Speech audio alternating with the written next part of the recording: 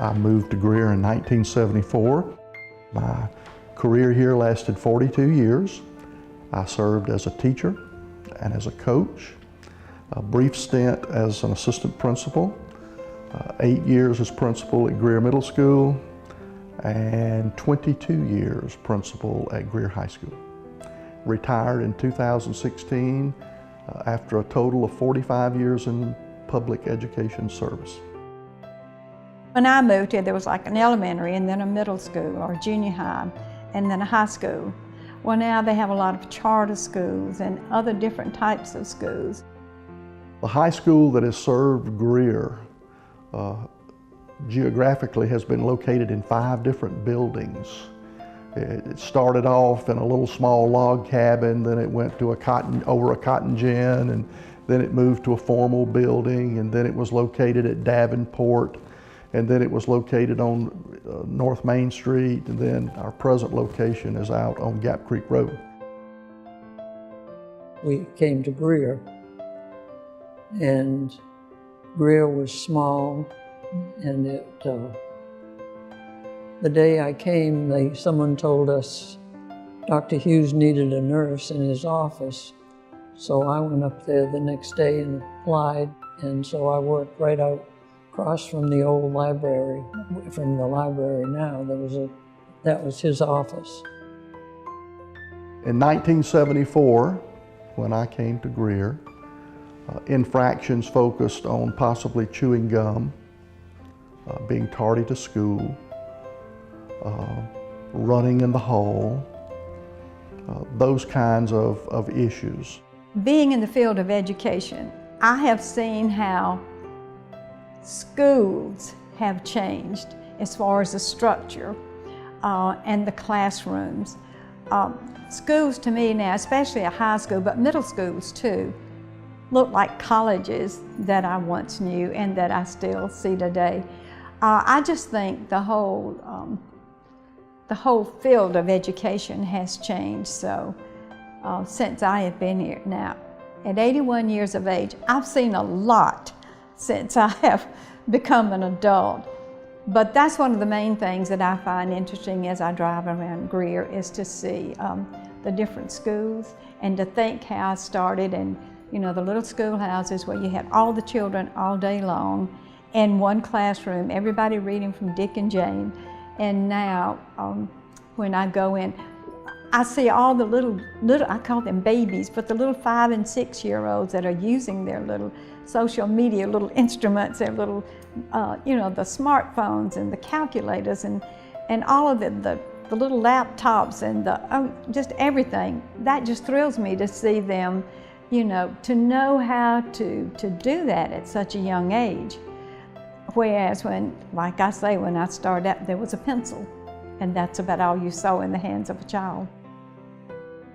I really did make house calls. Dr. Hughes, I was working for him, and then Dr. Walker finished school in Greenville, and he came. So I was nurse for both of them for several years.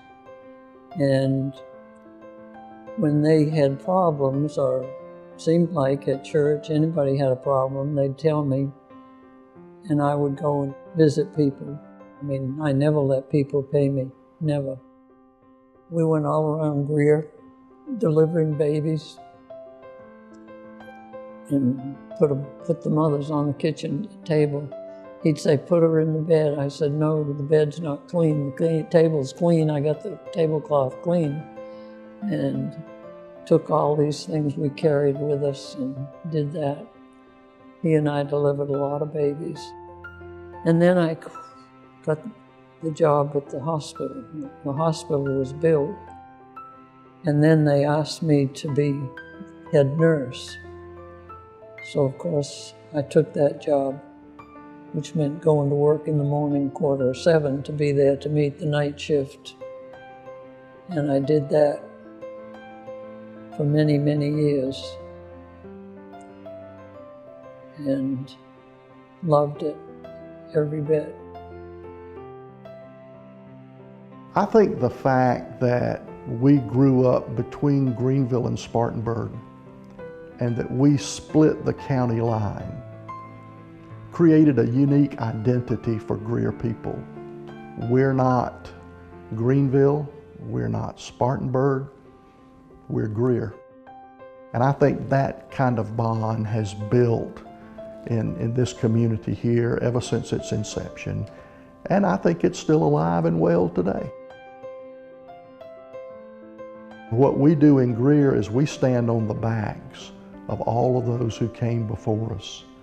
And I can sit here and think of many that are no longer with us that set a very high standard of excellence that we in turn have attempted to follow. The people just suddenly decided Greer is a beautiful town and we want other people to see it. And they literally started beautifying the area.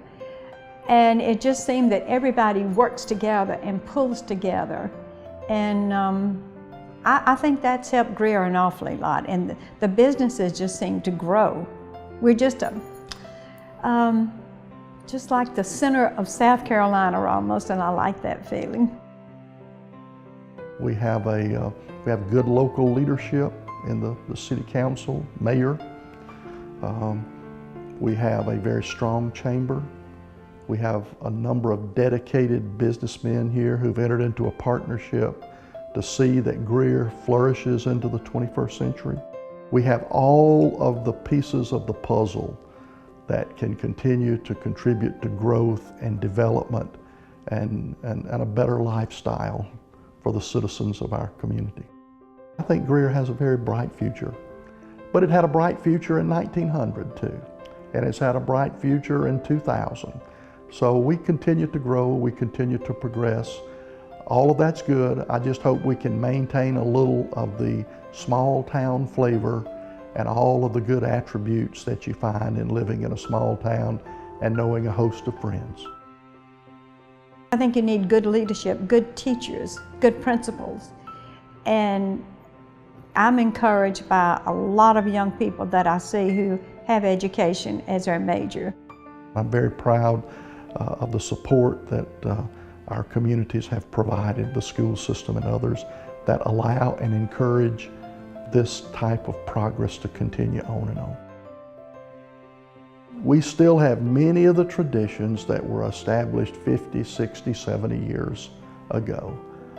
Yearbook, school newspaper, the beauty queens, football, you know, the tradition of the Yellow Jackets. You'll find in our community on a given Friday night, all races, colors, creeds come together to support the Yellow Jackets as they play football, basketball, baseball, track, those kinds of things. So the aspect of tradition, of involvement, of participation, of strong academics are alive and well today as they have been for the last 120 years in Greer. I worked at Allen Bennett for many, many years and I loved it. The patients were always came first and they were cared for. I always felt like they got A1 care in the emergency room or anywhere that they were needed. The doctors were there and they were efficient, and it was a good place to be. We had Dr. Sullivan. He was one of the finest physicians. He became as busy in Greenville as he was in Greer. All the doctors were good. I mean, they were kind, they were caring. Each one of them loved the hospital. Dr. Davis broke his neck to get out there when we'd call him. He was a surgeon, and he did most of the surgery. The others did little things, but he did anything and everything. And when we had an accident, we'd call him. The next thing he was there doing it, repairing the problem. We were blessed. I only worked in Greer. I never worked anywhere else in Greenville County. And I consider it a privilege and an honor to have worked here with the young people, to work with great teachers. We have tremendous teachers, tremendous counselors. I always loved to learn. And when I would see a student grasp something, that was encouraging to me. And I thought, if I can do this for one, maybe I can do it for the rest. And that, plus the support of parents, just so many outside influences along with the children, just thirsty and hungry for learning. And it was my pleasure to get it prepared and put it out there to see how many could grasp it. I just love to see the lights go off in their eyes. I had several students to call and tell me that they've gone into the teaching profession. And it sounds like I'm being very boastful here, but I'm being very humbly grateful when I say they tell me that I had an influence on them and that they wanted to teach like me. They wanted teaching to be fun as well as, to be, and you have to be strict to a degree, of course, when you're in the classroom. But I did want it to be interesting and fun. And I did want to keep a good energy going the whole time I was there. And it just touches my heart when I see them and go into their classroom.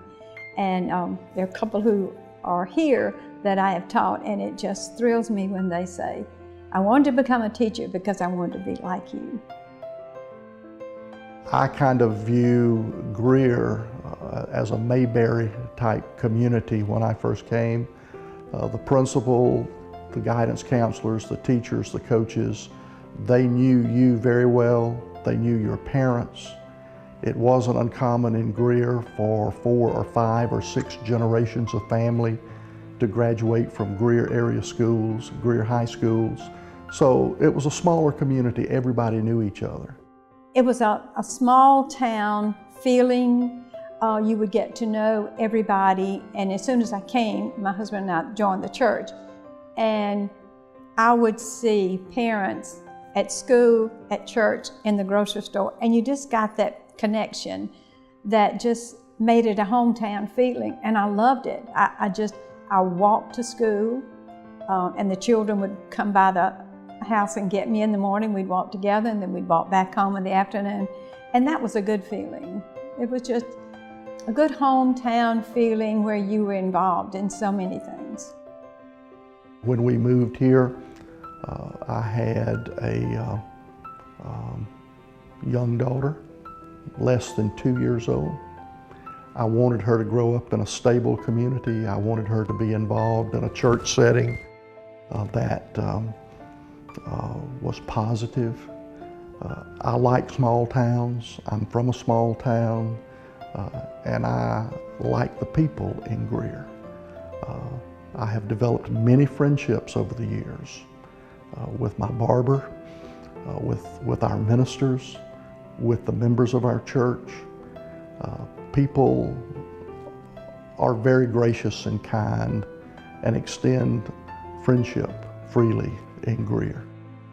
I always loved my job. I never disliked one thing of it, not one day. I hope after 42 years, I've been here long enough to be considered a local.